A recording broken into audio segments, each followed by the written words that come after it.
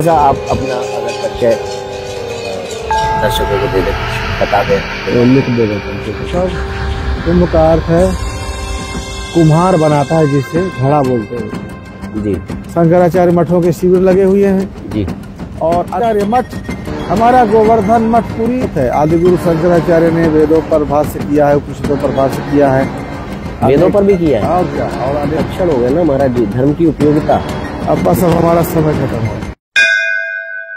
क्या हुआ जब हम गए एक फर्जी शंकराचार्य के शिविर में? आप लोगों को बता दें, इस समय हम कुंभ में हैं और कुंभ में बहुत तरह के संतगण भी यहाँ पर आए हुए हैं। हमारे धर्म को आगे बढ़ाने वाले लोग भी आए हुए हैं और साथ ही साथ छद्म जो वेश धारण करके हमारे ही धर्म को हानि पहुंचाते हैं, ऐसे बहरूपी भी कुंभ में आए हुए हैं। अब वो एक लोकतंत्र है जिसके कारण से जो फिल्टर होना चाहिए कि कौन पाखंडी है, कौन सनातन का दुश्मन है और कौन सनातन का पक्षधर है और किसको कुंभ में आना चाहिए, ये सारा फिल्ट्रेशन पॉसिबल नहीं है। इसलिए यहाँ पर आपको कुंभ में जो भेषधारी पाखंडी जो संत का चोला ओढ़ करके चल रहे हैं वो भी मिल जाएंगे और जो वास्तविक परंपरा प्राप्त प्रामाणिक आचारगण है वो भी मिल जाएंगे। तो जब हम कुंभ में पहुंचे और हम कवर कर रहे थे कुंभ को, तो उसमें हमें मिला एक नकली शंकराचार्य का शिविर। ये जो नकली शंकराचार्य है, इसकी कहानी थोड़ी सी बता दें। एक प्रस्ताव आया था कांग्रेस की ओर से नरसिम्हा राव के समय में कि राम मंदिर जहां पर है वहां पर मस्जिद भी बन जाए। ऐसे एक प्रस्ताव पर पूरी पीठ के जो वर्तमान शंकराचार्य हैं, इनका हस्ताक्षर कांग्रेस को चाहिए था और वर्तमान जो पूरी शंकराचार्य जी है, स्वामी निश्चलानंद सरस्वती जी महाराज, उन्होंने वो हस्ताक्षर करने से मना कर दिया था कि नहीं, अगर बनेगा तो सिर्फ मंदिर बनेगा, वहां पर मस्जिद नहीं बनेगी। मतलब वो उनका कहना था कि वहां पर मस्जिद बन जाए तो ये मंदिर और मस्जिद का जो विवाद है वो खत्म हो जाए, मस्जिद भी बन जाए, मंदिर भी बन जाए। पर गुरुदेव ने, जगत गुरु है, उन्होंने मना कर दिया था। अब इस कारण से द्वेषवश नरसिम्हा राव के द्वारा एक तथाकथित व्यक्ति को शंकराचार्य के रूप में ख्यापित कर दिया गया, वो भी गोवर्धन मठ पूरी पीठ के नाम से। और वो शंकराचार्य आज तक चल रहा है, घूम रहा है, विदेश यात्रा कर रहा है। कई बार हमारे आज की जो सरकार है उसके द्वारा भी उससे जुड़े हुए कई लोग भी उसके साथ दिखाई देते हैं। तो ये शंकराचार्य की कहानी है, ये कैसे बना था। और मगर एक खास बात है, जब यहाँ पर आए कुंभ मेले में और हमने यहाँ का जो कुंभ सहायता का जो एक व्हाट्सएप नंबर दिया गया है, उसमें जब हमने व्हाट्सएप किया, हम उस ऐप पर गए जहाँ पर बताया जा रहा था कुंभ के बारे में, जो इंफॉर्मेशन दी जा रही थी, हम वहां पर जब गए तो उसमें हमने जब पूछा शंकराचार्य का शिविर कहाँ है, तो हमें बताया गया कि सेक्टर 19 में शंकराचार्य का शिविर है। तो ये जो सरकार या प्रशासन है, भाई जहां पर गलती है वहां पर गलती वाली चीज में अगर कहना जरूरी, तो जहां पर सही चीज है तो सही चीज के लिए भी कहना बनता है। तो प्रशासन ने साफ साफ कहा कि सभी शंकराचार्यों का शिविर जो है सेक्टर 19 में है। तो हमें बड़ा अच्छा लगा, क्योंकि ये जो फर्जी शंकराचार्य का शिविर लगा हुआ है ये सेक्टर 18 में लगा हुआ है। तो सरकार ने अप्रत्यक्ष रूप से ही सही, मगर कहीं ना कहीं एक समर्थन किया कि नहीं भाई, जो शंकराचार्य है वो आपको सेक्टर 19 में ही मिलेंगे। मगर वो एक अलग बात है कि जब वो शंकराचार्य है ही नहीं, तो उसको शंकराचार्य के रूप में अपने आप को प्रस्तुत करते हुए और कुंभ के मेले में शिविर लगाने की अनुमति क्यों दी जा रही है, क्यों वो खुद को शंकराचार्य कह पा रहा है, क्यों वो विदेश यात्रा कर रहा है शंकराचार्य के नाम से, ये सब प्रश्नवाचक प्रश्न हैं जो बनते हैं। मगर खैर, हम उसके शिविर में गए। एक सबसे हंसी की बात यह है, तो सभी को जय श्री राम। हम लोग इस समय कुंभ में हैं और सनातन की सांस्कृतिक धरोहर कहा जाता है इसको, और हमारे साथ में पूज्य शंकराचार्य जी महाराज जी हैं और इनके आज हमको कृपा वचन कुछ प्राप्त होने वाले हैं। तो पहले मैं आपको प्रणाम करता हूँ महाराज जी। तो थोड़ा सा आप अपना अगर परिचय दर्शकों को दे दे, कुछ बता दे। वो लिख देगा परिचय तो, ठीक, वो लिख देगा परिचय तो, ठीक, वो लिख देगा परिचय तो। ठीक। कि जब इस फर्जी शंकराचार्य से हमने इसका यूं ही थोड़ा सा महिमा बखान करते हुए और कहा कि आप थोड़ा सा अपना परिचय दे दीजिए हमारे दर्शकों को, अगर वास्तविक शंकराचार्य होते इस प्रश्न पर हमारे चपेट मार देते कि हमारे पास आए हो, हमसे हमारा परिचय पूछ रहे हो। मगर क्योंकि इसके मन में चोर था, क्योंकि ये इसकी जो बुनियाद है वो झूठ पर टिकी हुई है, तो इस व्यक्ति को अपना परिचय देने में भी लज्जा आई। इस व्यक्ति के मुख से बोल नहीं फूटे ऑन कैमरा कि मैं शंकराचार्य हूं, गोवर्धन मठ पूरी पीठ का, क्योंकि वो नहीं है, क्योंकि वो नकली है। तो जब हमने इससे कहा कि भाई आप अपना परिचय दे दीजिए, तो व्यक्ति क्या कहता है, लिखित में दे देंगे। देखिए, सर्वप्रथम हमने उससे कुछ ऐसे प्रश्न किए जिससे कि वो अगर ये सोच रहा हो कि पता नहीं कौन से प्रश्न मेरे सामने आने वाले हैं, तो वो थोड़ा काम डाउन हो जाए, थोड़ा सा नर्वसनेस उसकी खत्म हो जाए। तो हमने सबसे पहले उससे यही पूछा कि कुंभ मेले की कथा क्या है। तो भाई कथा वाचने में तो सब आगे रहते हैं, तो उसने किस प्रकार से उत्तर दिया कथा वाचते हुए, वो आप देखिए। तो महाराज जी, कुंभ की विशेषता क्या है, ये क्या अर्थ है कुंभ का, ये थोड़ा सा कुंभ के बारे में बता दें। कुंभ है मतलब, कुंभ का अर्थ है कुम्हार बनाता है, जिसे घड़ा बोलते हैं जैसे, वही कुंभ है। अच्छा। सतयुग में जी देवता और दैत्यों ने मिलकर समुद्र मंथन किया था जी, भगवान श्री हरि के निर्देशन में जी। उससे 14 रत्न निकले थे, इसमें विष भी था। ऐरावत हाथी अच्छा। जो इंद्र को दे दिया गया जी, देवलोक की शोभा बढ़ाने के लिए। उच्च श्रवा घोड़ा जो दैत्य लोक में महाराजा बलि को दे दिया गया जी। कौस्तुभ मणि और रमा नाम की लक्ष्मी निकली जो श्री हरि नारायण ने ले लिया जी। अप्सराएं निकली जो इंद्रलोक को दे दी गई जी। और फिर अमृत निकला जी। भगवान विष्णु के अवतार भगवान धन्वंतरी उस समुद्र मंथन की प्रक्रिया से समुद्र से सोने के घड़े में कुंभ में अमृत लेकर प्रकट हुए जी। और वो अमृत भगवान ने मोहिनी रूप धारण कर अच्छा अपनी लीला चलाते हुए देवताओं को पिला दिया, जिससे कमजोर हुई जो दैवी शक्ति थी, जिनका राजपाट छिन गया था जी, देवलोक में दैत्यों का कब्जा हो गया था जी, फिर से देवता शक्तिशाली हुए, अमरत्व तो प्राप्त हुआ उन्हें और वो अपने लोक को फिर से प्राप्त हुए, फिर उनकी संप्रभुता कायम हुई। तभी से यह महाकुंभ का प्रचलन है। जब ग्रह नक्षत्र वार तिथियां उसी तरह उसी संयोग में आ जाती हैं, तो अमुक अमुक जगह में 4 जगहों पर ये योग आता है और वहाँ अमृत प्रकट होता है। और ये समय दैविक शक्ति को मजबूत करने के लिए, सबको सिद्धि प्राप्त करने के लिए जी, और विश्व कल्याण के लिए सर्वोत्तम समय होता है। 4 स्थानों में हरिद्वार उत्तराखंड, नासिक महाराष्ट्र, उज्जैन मध्य प्रदेश शिप्रा तट में, और ये तीर्थराज प्रयाग जहाँ गंगा जमुना सरस्वती संगम होता है, यहाँ पर लगता है। और अभी ये महासंयोग तीर्थराज प्रयाग में आया है और आप देख रहे हैं कि ये विराट कुंभ मेला यहाँ कोई सामान्य मेला नहीं है। ये जी जी, यहाँ सब साधक आए हुए हैं, सिद्ध पुरुष आए हुए हैं जी, साधनाएं चल रही हैं आत्म कल्याण के लिए, जगत कल्याण के लिए, राष्ट्र की उन्नति के लिए। तरह तरह के यज्ञ अनुष्ठान विधान किए जा रहे हैं जो हमारे वेदों में वर्णन है जी। ये शंकराचार्य शिविर जो हमारा है सभी कुंभ में लगता है, यहाँ भी विशाल वैदिक यज्ञ चल रही है जी, जो राष्ट्र के समृद्धि के लिए जी और सबके कल्याण के लिए किया जा रहा है।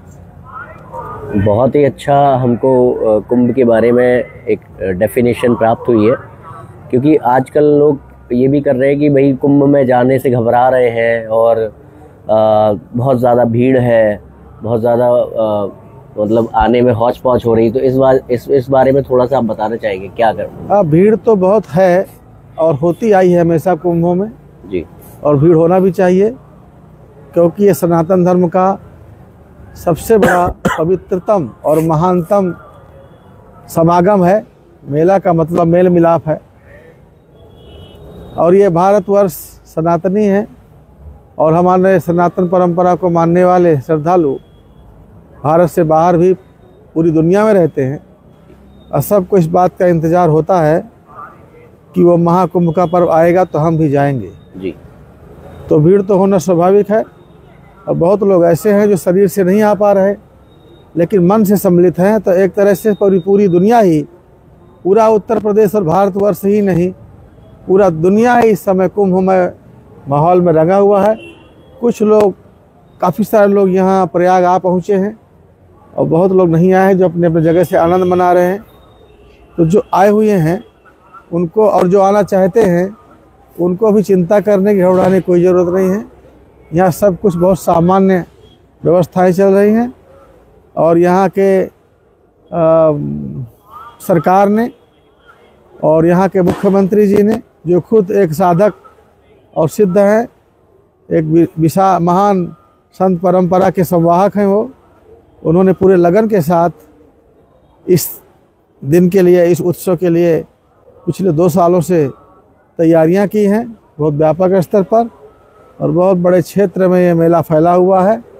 चाहे जितने भी लोग आ जाएं, सबको सुविधा है, सब स्नान करें, गंगा में ध्यान करें और अपने जीवन को धन्य बनाएं। हमारी हजारों धार्मिक संस्थाएं आई हुई हैं यहाँ जी, शंकराचार्य मठों के शिविर लगे हुए हैं जी, और अन्य हमारे जो सनातन परंपरा साधु संत आचार्य हैं, वैष्णव हैं, उदासी हैं, नाथ संप्रदाय के लोग हैं, और स्वयं सेवक संस्थाएं भी हैं, यहाँ शिविर लगाकर खाना खिला रही हैं, रहने का प्रबंध कर रही हैं, और हर तरह से यहाँ कार्यकर्ता लगे हैं जो सहयोग कर रहे हैं जी। सरकार की ओर से भी यहाँ बहुत अच्छे रैन बसेरा बनाए गए हैं जी। तो सर्दी का मौसम है, उसके बावजूद भी यहाँ कोई चिंता का नहीं है, सब कुछ अच्छा है और सबका कल्याण होने वाला है।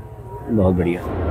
अब जब ये उत्तर उसने दे दिया कि कुंभ मेले की कथा क्या है, इसके बाद हमने अगला एक प्रश्न उससे किया कि नास्तिकता का खंडन क्या है। अब यहाँ से हमने थोड़ा सैद्धांतिक प्रश्न उससे किए कि नास्तिकता का खंडन क्या है, नास्तिकता को क्या जवाब दें, नास्तिकों को कैसे निरुत्तर करें। अब ये शंकराचार्य का कार्य है। दुनिया में जब भी कभी भगवान के अस्तित्व पर उंगली उठाई जाती है तो उसका जो अंतिम उत्तर आपको प्राप्त होगा, अकाट उत्तर, जिसके सामने फिर कोई बात टिक ना सके, वो उत्तर शंकराचार्य से आपको मिलेगा। तो क्योंकि वो अपने आप को शंकराचार्य कह रहा है, तो हमने उससे पूछा कि भाई आप आजकल जो युवा हैं वो नास्तिक हो रहे हैं, तो उनको किस तरह से निरुत्तर किया जाए, किस तरह से संतुष्ट किया जाए। अगर कोई जिज्ञासु है तो उसको संतुष्ट कैसे किया जाए, और अगर कोई विरोधी है तो उसको निरुत्तर कैसे किया जाए। तो इस पर उसने क्या बातचीत की, वो आप देख सकते हैं। अच्छा महाराज जी, एक आज के युवाओं में देखते हैं एक परेशानी चल रही है कि युवा धीरे धीरे नास्तिक होता जा रहा है। तो ये जो ईश्वर की सिद्धि है युवाओं के समक्ष, क्योंकि ज़्यादातर लोग जो कॉलेज जाने वाले बच्चे हैं वो आजकल क्या है, भगवान को नहीं मानते। तो ऐसा कौन सा सिद्धांत उन्हें दिया जाए जो वो भगवान पर विश्वास करना शुरू कर दें कि हाँ भगवान है। जो भगवान को नहीं मानते ऐसा कहते हैं, तो मुझे लगता है कि वो लोग भगवान को बहुत मानते हैं कि जिसकी कोई सत्ता नहीं है उसकी चर्चा हो ही नहीं सकती, जिसकी संपूर्ण सत्ता है उसकी ही चर्चा होगी। कोई ये नहीं कह सकता कि मैं आकाश से अंगूर नहीं तोड़ूंगा या मैं आकाश में फले हुए सेब फल नहीं खाऊंगा, क्योंकि आकाश में सेब नहीं फलते, अंगूर भी नहीं फलता। जो चीज होती है वही कही जाती है। इसलिए ईश्वर को जो मानते हैं वही ये कहते हैं कि मैं नहीं मानता। तो भाई इनका कहना है कि जिस चीज का कोई अस्तित्व नहीं है तो उसके बारे में अगर बात भी हो रही है इसका मतलब उसका अस्तित्व है। तो ये इनके बहुत ही निचले स्तर के जो है बस कुछ कुतर्क, जिसका कोई बच्चा भी आकर के खंडन कर देगी।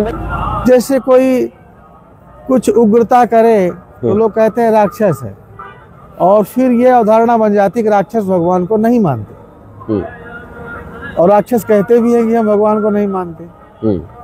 लेकिन भगवान को मानने वाले सबसे बड़े जो भक्त हैं उनमें से जो गिनती की जाएगी राक्षसों का नाम उसमें जरूर होगा। भगवान विष्णु के भक्तों में शिव जी के भक्त तो राक्षस होते ही हैं, जग जाहिर है, और शिव जी सबको वरदान देते हैं। लेकिन भगवान विष्णु के भक्तों में भी जब महानतम नाम लिए जाएंगे उसमें महाराजा बलि, बाणासुर, प्रहलाद ये सब राक्षस जाति के ही हैं, लेकिन भगवान विष्णु के अनन्य भक्तों में हैं। इसलिए सनातन भूमि में युवाओं का एक अवस्था है, जब अवस्था का असर होता है।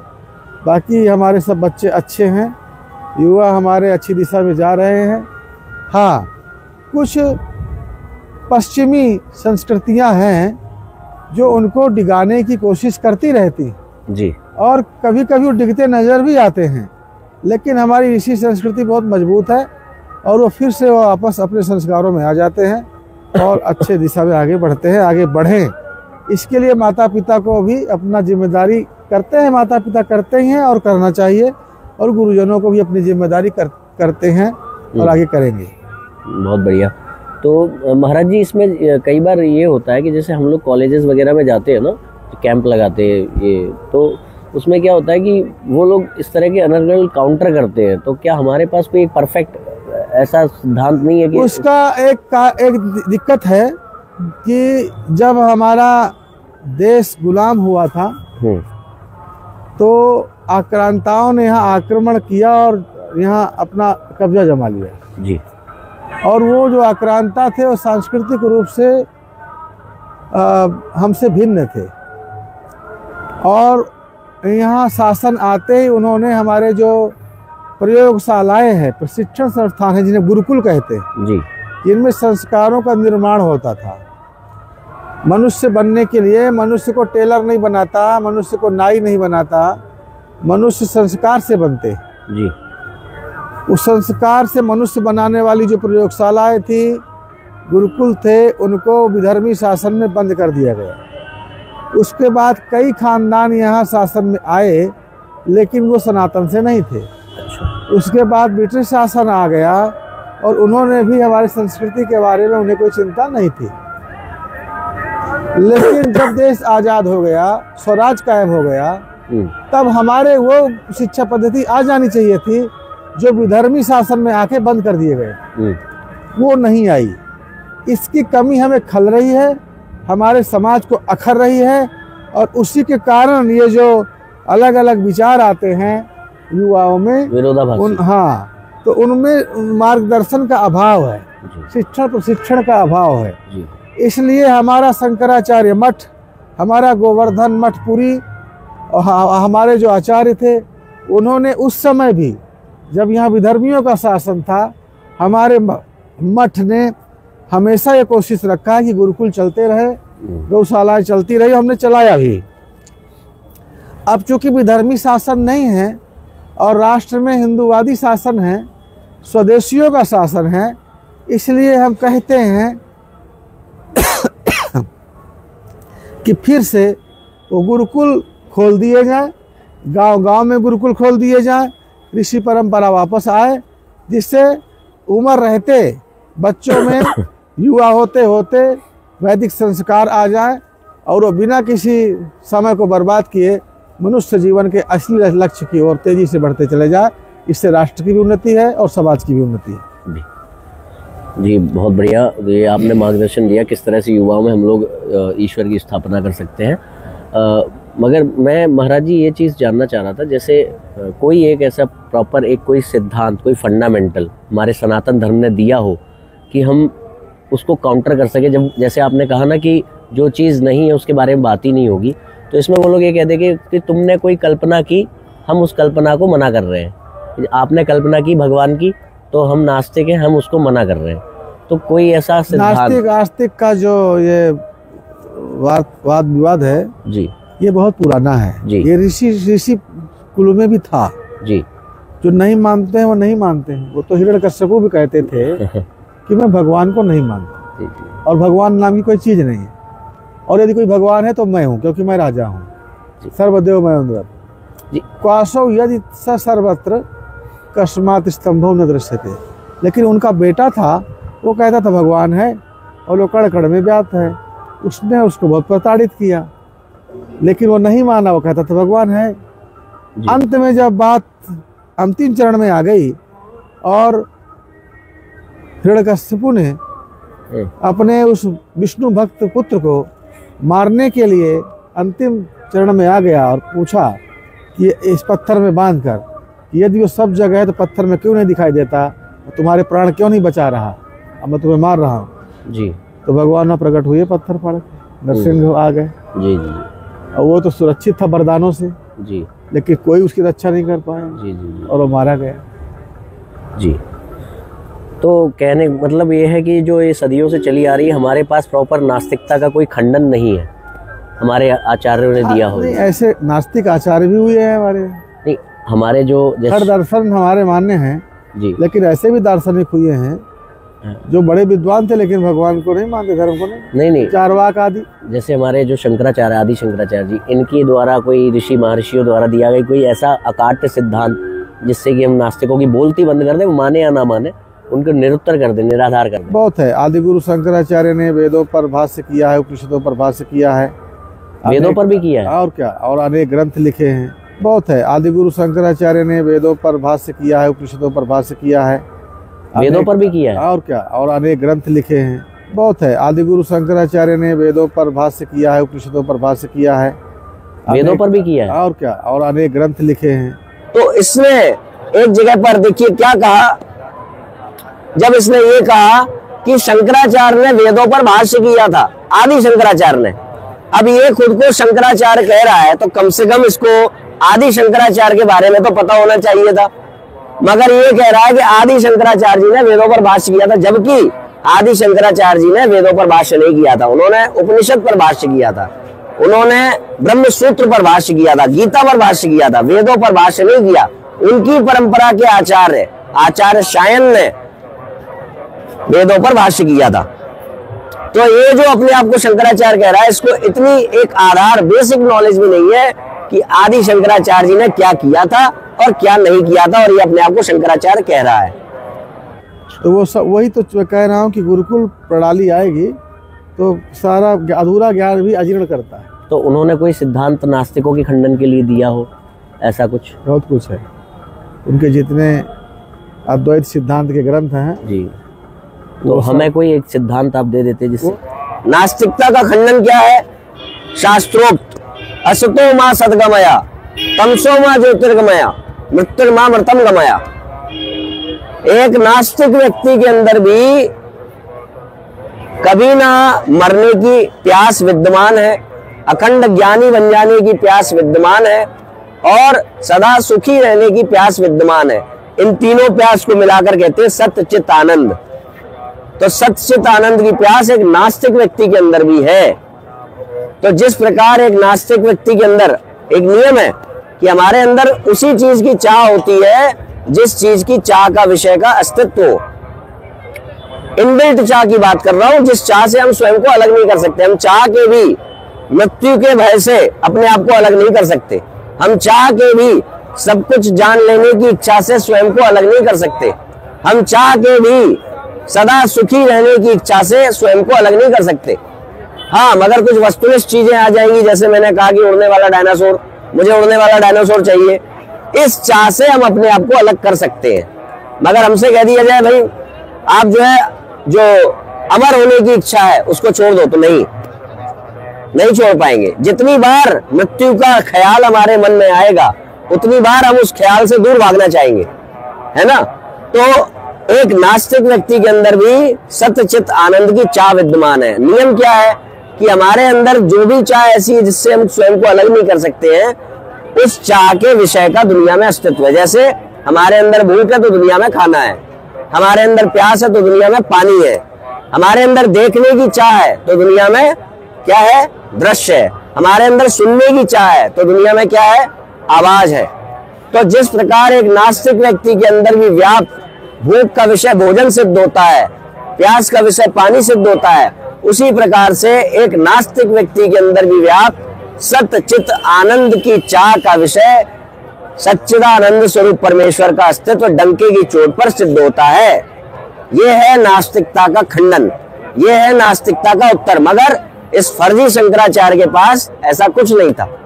यहां तक कि हमने इससे ये भी पूछा, बार बार कहा कि भाई निरुत्तर करने वाला वो कौन सा सिद्धांत बताइए। तो फिर ये बातें बनाने लगा, बातों की जलेबियां, वो देखिए आप कैसे बनाने लगा।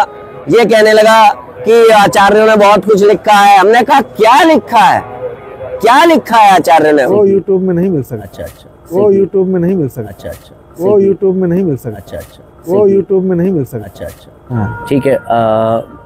आगे बढ़ते हैं। तो महाराज जी फिर अब एक चीज़ ये मतलब आता है कि धर्म की क्या डेफिनेशन दें जिससे कि धर्म किसी के जीवन में अंतिम विकल्प के रूप में ख्यापित हो जाए। वेद प्रणहितो धर्म अधर्मस् तद्विपर्ययः। जो वेद सम्मत कार्य है वो धर्म है और वो करना चाहिए जी मनुष्य को, और वेद विरुद्ध जो कार्य है जी वो अधर्म है और वो नहीं करना चाहिए मनुष्य जाति को। बस वेदों में यही स्पष्टीकरण उसका है जी। बाकी व्याख्या बड़ी है। नहीं वो तो है, मतलब वेद को तो तब हम प्रमाण के रूप में जब कोई वेद को मानता हो। हाँ। अभी तो एक सामान्य सा लड़का है कोई, और उसको हमें बताना है कि धर्म वेद क्या को है। ना मानने वाले के लिए हमारे पास कोई उपाय नहीं है।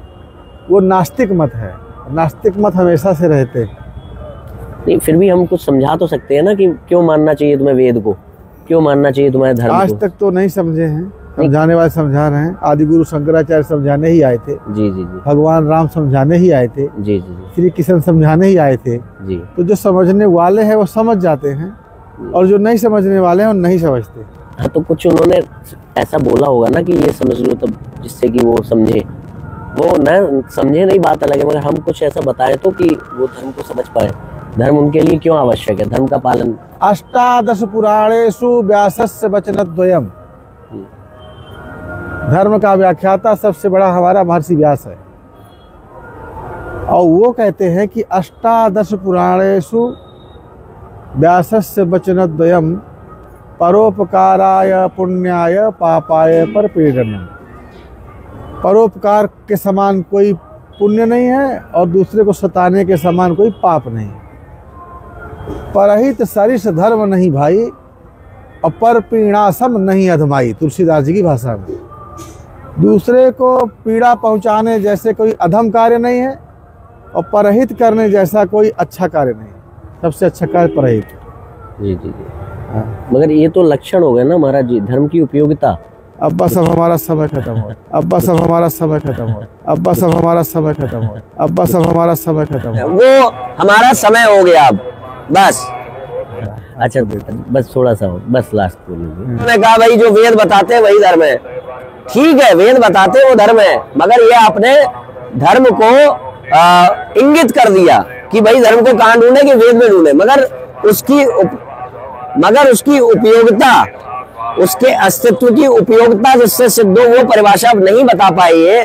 धर्म की परिभाषा नहीं बता पाए। धर्म की परिभाषा क्या है कि जीव की चाह का वास्तविक विषय सच्चिदानंद स्वरूप परमेश्वर को परिभाषित कर सकने वाले शास्त्रों द्वारा सच्चिदानंद स्वरूप परमेश्वर को प्राप्त करने के निमित्त बताई गई विधि विधान का नाम धर्म है, जो आपको सच्चिदानंद स्वरूप परमेश्वर को प्राप्त कराएगी। उस मर्यादा का नाम धर्म है। तो इनके पास इतना भी उत्तर नहीं था। मैं ये कह रहा था, इस्लाम और क्रिश्चियनिटी का सिद्धांत थोड़ा सा उस पर अगर कुछ प्रकाश डाल दें, क्या कहते हैं? ये सब पंथ हैं और चल रहे हैं। बहुत सारी अच्छी बातें हैं उनके पैगंबरों ने, उनके जो प्रशिक्षु हैं वो सब पढ़ाते होंगे। मुझे ज़्यादा जानकारी नहीं है उसकी। अच्छा अच्छा। इनके जो, लेकिन ये मैं ये बताना चाहता हूँ कि सनातन मूल है और सनातन के ही तनया, डालियाँ, शाखाएं, पत्ते, फूल। नहीं, जैसे उसमें कहा गया ना कि ईश्वर जो है वो ये नहीं कर सकता, वो नहीं कर सकता, तो उनके यहाँ जो सुप्रीम अथॉरिटी मानी गई है और हमारे यहाँ जो सुप्रीम अथॉरिटी मानी गई, वो दोनों सिमिलर हैं। ईश्वर क्या कर सकता है, क्या नहीं कर सकता, इसके बारे में कोई अधिकृत नहीं है कहने के लिए। ईश्वर क्या कर सकता है, क्या नहीं कर सकता, इसके बारे में कोई अधिकृत नहीं है कहने के लिए। ईश्वर क्या कर सकता है, क्या नहीं कर सकता, इसके बारे में कोई अधिकृत नहीं है कहने के लिए। हमारे यहाँ वेदों की बहुत बड़ी पहुँच है और सर्वोच्च मार्गदर्शन वेदों का होता है, लेकिन वेदों की अंतिम लाइन जो है वो नेति नेति कह के खत्म हो जाती है। ना इता ना इता, अंत नहीं है, अनंत है जी। तो जो अनंत है और अनादि है उसके बारे में गारंटेड बात नहीं की जा सकती ना, वो वही जान सकता है। तो फिर इसका मतलब हम ये माने कि इस्लाम में अनुपम न उपमा आन राम समान राम निगम का है। उसकी कोई उपमा किसी से नहीं हो सकती कि उसके जैसा वो है। क्यों? जन कोटि सत खत द्योत सम रवि कहत अति लघुताल है। 1 करोड़ जुगनुओं को इकट्ठा करके और ये कहा जाए कि देखो ये सूर्य के समान है, तो ये सूर्य की तौहीन है, क्योंकि जुगनू का सूर्य का कुछ नहीं है। जी जी जी जी। अब बस अब हमारा समय खत्म हो रहा है। अच्छा, बस थोड़ा सा और, बस लास्ट बोल लीजिए। एक महाराज जी, एक बात कही जाती है बार बार कि अद्वैत जो सिद्धांत है शंकराचार्य जी के द्वारा जो मतलब प्रचारित हुआ है बहुत ज़्यादा, तो अद्वैत सिद्धांत में भक्ति नहीं है। तो इसको कैसे, कई लोग ऐसा क्लेम करते हैं कि अद्वैत सिद्धांत में, अद्वैत में भक्ति नहीं है, केवल ज्ञान मार्ग है। पहले लोग ऐसा भी कहते थे कि शिव भक्त विष्णु भक्ति नहीं करते जी, या विष्णु भक्त शिव भक्त नहीं होते जी। तो इसकी पुरानी लंबी कथानक है और कहीं बड़ी जगह से ये बातें शुरू हुई होंगी, दक्ष प्रजापति और उनकी घटनाओं से। अच्छा। लेकिन आगे जब युग आया तो हमारे विद्वानों ने बताया कि विष्णु भक्ति के बगैर शिव भक्ति नहीं हो सकती, और शिव के भक्त विष्णु भक्ति करेंगे तो विष्णु जी प्रसन्न होंगे जी। शंकर प्रिय मम द्रोही शिव द्रोही मम दास, सो नर कोट नरक में कलप तक करे नरक में बास। जी जी जी। शंकर भगति बिना नर भगत न पावई मोरी, औरों एक गुपुत मति तुम्हें कहूँ कर जोर। जी जी जी। तो उसी प्रकार से, क्या प्रश्न था आपका? कि अद्वैत में भक्ति नहीं है, अद्वैत केवल ज्ञान मार्ग है, मतलब कि मैं ही ब्रह्म हूँ, हम ब्रह्मास्मि तत्वमसि, तो इसमें भक्ति नहीं रह जाती कि वो रामचंद्र जी हैं, मैं उनका भक्ति के बगैर ज्ञान अधूरा है और ज्ञान के बगैर भक्ति लंगड़ी है। भक्ति ज्ञान दोनों होंगे तभी मनुष्य को ये फायदा करेगा। राम प्रेम बिन सोह न ज्ञानू, करन धार बिन जिम जल जानू। नौका बहुत अच्छी हो, बोट बहुत अच्छा बना हो, रत्नों से जड़ित हो, लेकिन नाविक यदि उसमें नहीं है या नाविक अच्छा नहीं है तो नौका बेकार है। तो ज्ञान और भक्ति दोनों एक दूसरे के परिपोषक हैं। वैराग्य भी उसमें शामिल है। भागवत में इस बात का वर्णन है कि भक्ति ज्ञान वैराग वृद्ध हो गए, वृंदावन में आके भक्ति युवा हो गई। तो भक्ति तो युवा हो गई लेकिन ज्ञान वैराग्य बुढ़े रहे, तो वो दुखी रही बेचारी। तो नारद जैसा ज्ञानी विज्ञानी आया, उन्होंने जब उन्हें श्रीमद् भागवत सुनाया तो ज्ञान और वैराग्य भी जब चेतन हो गए तब भक्ति प्रसन्न हुई। तो एक दूसरे के परिपूरक है। जो असली ज्ञानी होगा वो महाभक्त अवश्य होगा, और जो असली भक्त होगा वो ज्ञान से परिपूर्ण जरूर होगा। ज्ञानी प्रदिज प्रभु मैं देखा ही जगत कैसन कर रहे विरोध। भक्त जो होते हैं वो सारे संसार को भगवान के रूप में देखते हैं, इसलिए सबको प्रणाम करते हैं, आदर करते हैं, विरोध नहीं करते। और ज्ञानी ब्रह्म सत्यम जगत मिथ्या सर्वम खलविदम ब्रह्म, जो उनका सर्वोच्च साधना ब्रह्म है वो क्या है, बोलिए सर्वम खलविदम, ये सारा संसार ब्रह्म है। और भगत बोले नहीं जी प्रभु मैं देखा ही जगत, ये सारा संसार उनका प्रभु है। तो फर्क कहाँ है? मतलब ये एक दूसरे के परिपोषक हैं। मतलब ये जो सर्वम खलविदम ब्रह्म कहते हैं, इसमें ये लोग जो भक्ति का रस होता है वो बताते हैं कि नहीं होता है, केवल ज्ञान मार्ग। खैर, अद्वैत के संबंध में हमने इनसे एक प्रश्न और किया, क्योंकि भगवत्पाद आदि शंकराचार्य की जब बात होती है तो अद्वैत सिद्धांत की बात होती है। तो हमने इनको और थोड़ा टटोला कि भाई अद्वैत में भक्ति बहुत कम है, अद्वैत में भक्ति नहीं है, ऐसा लोग आरोप लगाते हैं। तो ये महाशय इस बात के पीछे पड़ गए कि भाई ज्ञान के बिना भक्ति नहीं हो सकती है, भक्ति के बिना ज्ञान नहीं हो सकता। ये बात सही है, मगर हम पूछ रहे हैं कि आप अद्वैत में भक्ति की स्थापना करिए। तो महाशय को सिद्धांत जब पता हो, जब वो शंकराचार्य परंपरा प्राप्त आचार्यों से पढ़ते आए हो, तब तो उन्हें कुछ पता होगा। तो वो उन्हीं बातों को गोल मोल बार बार घुमाते रहे। इसका सिद्धांत जगत गुरु शंकराचार्य जी ने दिया था कि अन्यों में प्रीति आत्मा के लिए होती है, आत्मा में प्रीति अन्यों के लिए नहीं होती है। इसका अर्थ है कि जब हम ये कहते रहेंगे कि भगवान हमसे अलग हैं, तब तक हमारा जो भगवान के प्रति प्रेम है वो अंतिम रूप से भगवान के लिए नहीं माना जाएगा। क्यों? क्योंकि भगवान को प्रेम करने से आपको क्या मिल रहा है? अंततो गत्वा सुख। किसको मिल रहा है? आपको। और आप तो भगवान से अलग हो। मगर जब आप और भगवान एक ही रूप मानोगे, आप स्वयं को और भगवान को आत्मस्वरूप मान लोगे एक दूसरे का, तो आप सीना ठोक के कह सकते हो कि भगवान की भक्ति करने से जो सुख मिल रहा है वो भी किसको मिल रहा है? भगवान को। यानी कि आप जो भी भक्ति कर रहे हैं वो अपने लिए नहीं कर रहे हैं, वो भी भगवान के लिए ही कर रहे हैं। तो भक्ति की पराकाष्ठा भी कहाँ पर हो सकती है? अद्वैत सिद्धांत में। तो इन महाशय को ना तो शंकराचार्य के बारे में कुछ पता है, ना ही नास्तिकों के समक्ष ईश्वर का अस्तित्व कैसे सिद्ध किया जाए ये कुछ पता है, ना ही धर्म की परिभाषा पता है, ना ही इनको ये पता है कि अद्वैत मत में भक्ति किस प्रकार से सिद्ध होती है। और अंततो गत्वा इनको तो ये भी नहीं पता है कि ये है कौन, क्योंकि इनको अपना परिचय देने में शर्म आ रही है। जय श्री राम। बहुत बहुत तुम्हारे दर्शकों को, तुम्हारे चैनल के बहुत बहुत आशीर्वाद, और कुंभ मेले से उन सबके कल्याण की कामना। तीर्थराज प्रयाग सबको कल्याण करें और सब सुखी रहें।